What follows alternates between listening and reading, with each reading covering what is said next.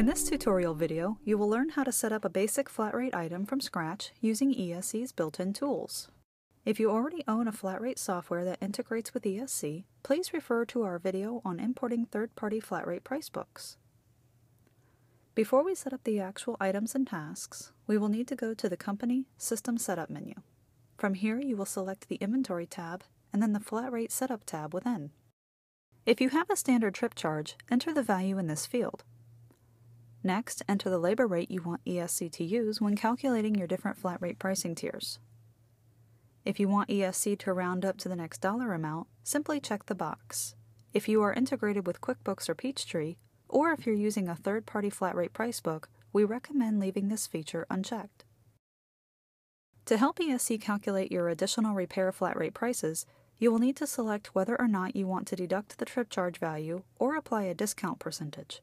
If you choose discount percentage, you will also need to select what you want it to apply to, such as material, labor, or both. The material adder section should be filled out if you want to account for smaller materials, such as duct tape or nuts and bolts. You can either choose a percentage that will apply a markup to the price A value for any flat rate items, or you can enter a fixed amount. Next, you will need to select the tax code you want to use for your flat rate items. Setting up sales tax codes is covered in our tutorials on sales. The last step in the flat rate setup screen is to choose the way you want ESC to calculate flat rate prices for service agreement customers. You can choose to apply a percentage discount to labor, material, or both. Now that you've completed the flat rate setup section, you are now ready to start setting up your individual flat rate items and tasks. To do this, you will need to access the inventory entry screen from the inventory drop-down menu. You can create flat rate items from brand new stock, serial, or assembly type items, or from any of your existing items. Please refer to our other videos regarding creating inventory items if you need to set up a new item. In our example, we will be using an existing stock item to demonstrate this feature.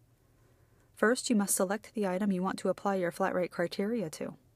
Once you have the item selected in this screen, you will need to click on the Flat Rate tab to enter the amount of hours you want assigned to this item. Once you enter your value in the Labor Hours field, all you have to do is click on the Calculate Flat Rate Prices button.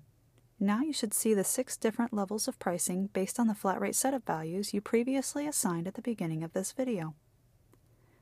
These amounts are calculated using the dollar amount in the Price A field in the General tab.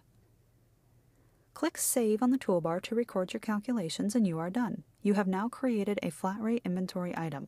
You will need to repeat this process until you have generated all of your flat rate items in ESC. But what about updating your prices? Once your costs begin fluctuating, will you need to update your prices for each item individually? Certainly not. The Update Inventory Pricing feature in the Inventory drop-down menu automatically updates your prices based on the average cost of the item and the markup code assigned to that item. After updating your general prices, you'll want to be sure to recalculate your flat rate prices. This can also be achieved through the Inventory menu by selecting Update Inventory Flat Rate Pricing. This recalculates all flat rate items based on the new Price A amount. Once you have your flat rate system completed, you may want to print a flat rate price book for your technicians to reference in the field. To do this, go to your Inventory drop-down menu, then to Reports, and select Flat Rate Price Books. When the filter screen appears, you will have the opportunity to select only a small range of items to print rather than printing all flat rate items. For instance, you can enter a part range or a category that you want to print. For this example, we leave these filters blank so that our price book will show all of our flat rate items. Click Print to begin printing the report, or select Preview to view it first. You now have your very own custom flat rate price book.